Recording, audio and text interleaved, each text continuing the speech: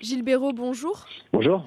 Le ministre de l'Éducation et de l'Eau, Nizar Baraka, a déclaré ce jeudi que le Maroc est dans une situation hydrique inquiétante et que le pays se dirige vers une sixième année de sécheresse consécutive. Comment est-ce qu'on mesure cette sécheresse? Je crois que la question, la sécheresse, elle est sur les quantités d'eau disponibles. C'est-à-dire qu'on a aujourd'hui de l'eau douce qui est stockée dans des barrages, dans des nappes. Et aujourd'hui, la situation est vraiment catastrophique. C'est important que le ministre Nizar Baraka ait porté cette alerte. On parle souvent du carbone, notamment après la nouvelle COP de cette année, celle qui a lieu à Dubaï, mais on parle insuffisamment, je pense, de l'eau. L'eau, on ne peut pas s'en passer. Pour chaque activité humaine, on a besoin de l'eau. C'est l'agriculture, c'est évidemment pour l'alimentation, mais c'est aussi pour l'industrie. C'est partout, on a besoin d'eau. On a besoin d'eau douce, on a besoin d'eau de qualité. Et la situation est vraiment catastrophique. Sixième année consécutive, donc cette situation n'est pas nouvelle. Est-ce qu'on peut dire qu'elle empire? Clairement, elle empire, les réserves sont au plus bas. On peut qu'espérer évidemment au moment de l'hiver que les précipitations vont être importantes.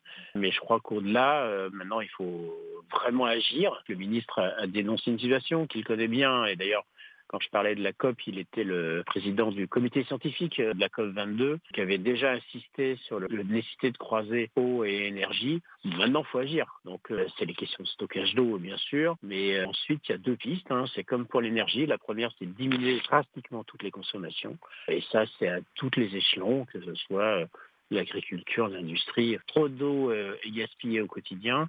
Mais ensuite, il y a aussi des techniques, des technologies. Le Maroc, du fait de son expérience sur le solaire, est plutôt bien placé pour la désalinisation. Comme vous savez, on peut fabriquer de l'eau douce avec de l'eau salée, avec de l'eau de mer. Maintenant, il y a deux contraintes importantes. La question de la consommation d'énergie, d'où l'intérêt de disposer d'installations solaires très conséquentes. Probablement, il en faudra plus. La deuxième, c'est la question du sel. Ça, c'est pas encore totalement résolu. On ne peut pas rejeter le sel à la mer parce qu'il va augmenter évidemment le taux de salinisation et des impacts très très importants sur la biodiversité. Donc là, on a aussi des gros sujets à travailler. Il est temps de mettre beaucoup de moyens. Je pense que le Maroc a prévu ses usines de désalinisation.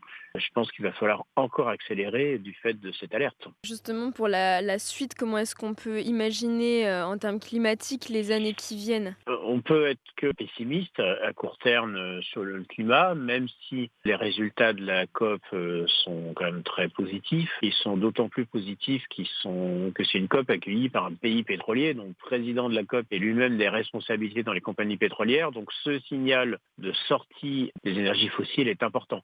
Mais on ne peut pas se permettre d'attendre. Donc la question, c'est effectivement accélérer tout ce qui peut donner accès à l'eau, mais aussi au Maroc comme ailleurs, même si on est déjà en situation de pénurie, essayer de regarder partout dans nos usages où on peut faire des économies d'eau. Il faut savoir qu'une bouteille d'eau en plastique, qu'on connaît bien, c'est plusieurs litres d'eau parce qu'il faut fabriquer le plastique, la bouteille, ça consomme de l'eau, il faut nettoyer. Enfin, voilà, donc on a vraiment besoin de réfléchir à tous nos usages.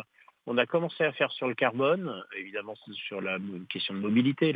La voiture tient une grande place au Maroc, mais aussi dans tous nos autres usages. Il faut commencer à faire la chasse au gaspillage d'eau.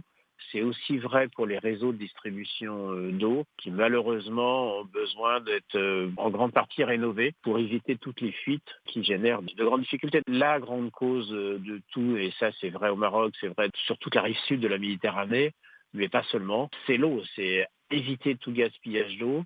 Ça veut dire aussi au niveau politique faire des vraies études d'impact, c'est-à-dire quand on prend une décision, quand on met en place des infrastructures, posons-nous la question des consommations énergétiques, mais aussi de quel est le coût en eau et en fonction de ça, savoir si elle a la peine d'investir ou pas. Cette sécheresse, cette situation hydrique critique et inquiétante, quelles conséquences elle a concrètement sur la population marocaine? À très court terme, les conséquences sont extrêmement directes, notamment la question de l'agriculture. Comment on peut cultiver sans eau? Derrière l'eau, il y a l'alimentation, notamment ces fermes, ces petites unités de production agricole qui sont déjà en situation financière pas très importante, vont payer de plus en plus cher l'eau. Donc ça, c'est une conséquence très importante. Ensuite, on peut se poser la question, même si je sais que l'État, et notamment le ministère de Nizar Baraka, ils sont très très attentifs, c'est de l'alimentation en eau. Est-ce que au Maroc, comme dans beaucoup de pays dans le monde aujourd'hui, on va avoir des coupures d'eau. Il y a quand même des pays où on remplit la baignoire le matin parce qu'on sait qu'il n'y aura pas forcément d'eau dans l'après-midi. Donc ça a des conséquences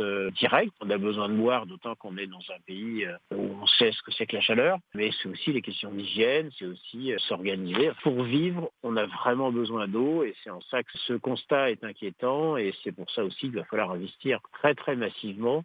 Parce que si on regarde un peu ce qui se passe au niveau climatique, même si les efforts sont importants, les actions se mettent en place, généralement les prévisions négatives, arrivent plus rapidement que ce qu'on craignait. Donc il faut être prêt. Vous l'avez évoqué juste avant, l'agriculture. Et justement, quel avenir pour le secteur qui est quand même un secteur, je le rappelle, qui emploie un tiers de la population en âge de travailler et représente 14% des exportations du pays? Je crois qu'on n'a pas le choix. Donc la question, c'est pas de se dire quel avenir sur l'agriculture. La question, c'est comment on fait pour maintenir l'agriculture dans des bonnes conditions, d'autant qu'on a d'autres chantiers sur l'agriculture, notamment le fait de se détacher des produits chimiques dont on sait l'impact qu'elle peut avoir pour la santé. C'est une vraie priorité. Je crois que c'est un grand plan Marshall de l'eau qu'il faut. C'est stocker évidemment chaque fois que c'est possible, protéger pour pas que ce soit pollué, gaspiller le moins possible, mettre en place des usines pour désaliniser l'eau de mer, avec toutes les précautions qui vont avec, notamment sur la question des consommations d'énergie. C'est un plan national, on est tous concernés, à la fois dans les conséquences, mais aussi on est tous en capacité d'agir, même à petit niveau. Chaque fois qu'on peut faire des petites économies d'eau, c'est important parce que c'est comme ça qu'on arrive à être à l'échelle d'un problème aussi large. Mais on peut y arriver si on s'y met tous. L'industrie a toute sa part aussi à y jouer, bien sûr. Et de son côté, qu'est-ce que le gouvernement fait pour faire face à cette crise climatique, le gouvernement marocain? Je crois qu'il fait ce que font les ministères qui ont conscience. Ça fait pas mal d'années au Maroc qu'on construit des barrages. Peut-être qu'il y en aura encore à construire, même si l'équipement est déjà important. Les annonces du ministre sur les usines de désalinisation, c'est aussi un point important. Peut-être qu'il faudra aller plus loin sur les politiques d'économie, l'accompagnement des collectivités locales pour que chaque collectivité locale dans ses spécificités, je crois que du nord au sud, évidemment, la situation est très différente, mais chaque collectivité locale aura besoin d'être accompagnée pour à la fois être capable de mesurer, maîtriser, contrôler, mais aussi agir très concrètement avec les habitants pour qu'on puisse faire le maximum d'économies, y compris dans l'agriculture. Il y aura des changements d'habitude. Peut-être qu'il faudra cultiver des plantes différentes. Les dérèglements climatiques, on espère tous qu'on pourra les maîtriser, mais même à 1,5 degré ou 2 degrés, probablement on sera un petit peu au-dessus, la végétation ne pourra plus être la même. Donc c'est important d'anticiper maintenant tout ce qui est question climatique, eau, qualité de l'air. Les problèmes viennent tout le temps quand on n'a pas assez anticipé, quand on n'a pas assez investi. Merci beaucoup, Gilles Béraud. Je vous en prie, avec plaisir. Au revoir. Au revoir.